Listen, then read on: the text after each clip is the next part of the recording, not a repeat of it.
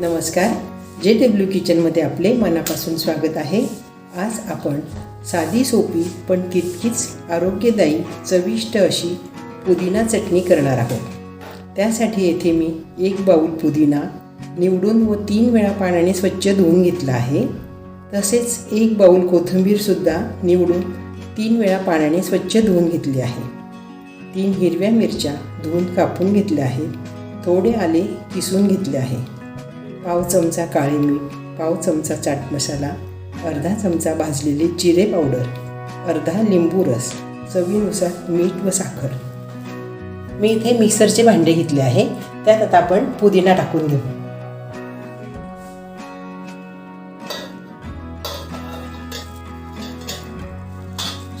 धुवून घेतलेला पुदिना टाकते। पुदिना आपण बाजारातून आणतो तेव्हा जास्त वेळ टिकत नाही, आपल्या घरात राहत नाही, पण आपण अशी चटणी करून ठेवली की छान राहते। धुवून घेतलेली कोथिंबीर छान गावरानी घेतली, मस्त हिरवीगार। पुदिना व कोथिंबीर हे अगदी हिरवं आणि ताजं घ्यायचं।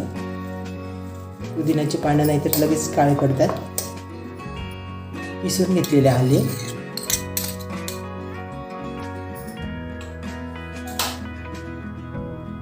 मिरची, काळे मीठ,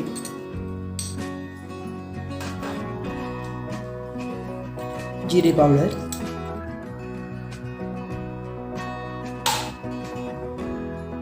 चाट मसाला, चवीनुसार मीठ, लिंबू रस, थोडी चवीला साखर घेतली आहे। आपण आपल्या आवडीनुसार कमी जास्त करू शकतो आपण साखर, मिरची। यात मी आता थोडे पाणी टाकते। हे पाणी मी अगदी थंडगार फ्रीजरमधलं घेतले आहे। फ्रीजरमधलं पाणी वापरल्याने चटणी छान हिरवीगार राहते। थोडंच टाकते।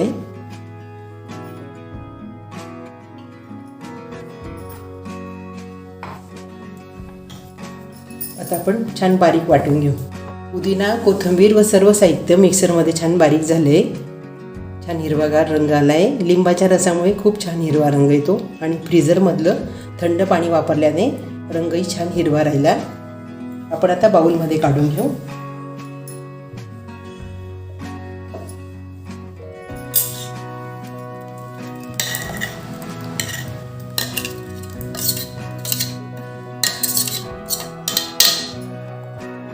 तयार झाली मस्त।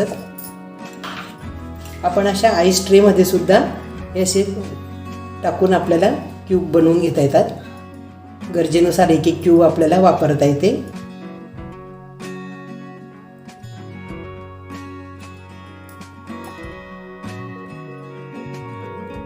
नाहीतर हे मिश्रण आपण बाटलीतही भरून फ्रीजरमध्ये ठेवू शकतो। झटपट होणारी पाचक अशी पुदिना चटणी तयार झाली आहे। ही चटणी बटाटे वडे, समोसे, सँडविच यासोबत खाल्ल्यास चवीला खूप छान लागते। तसेच पाणीपुरीचे पाणी बनवण्यासाठी सुद्धा उपयोगी पडते। बाटलीत भरून फ्रीजरमध्ये ठेवल्यास 10 ते 15 दिवस छान टिकते। आपण पण अशी चटणी घरी नक्की करून बघा। हा व्हिडिओ बघितल्याबद्दल धन्यवाद।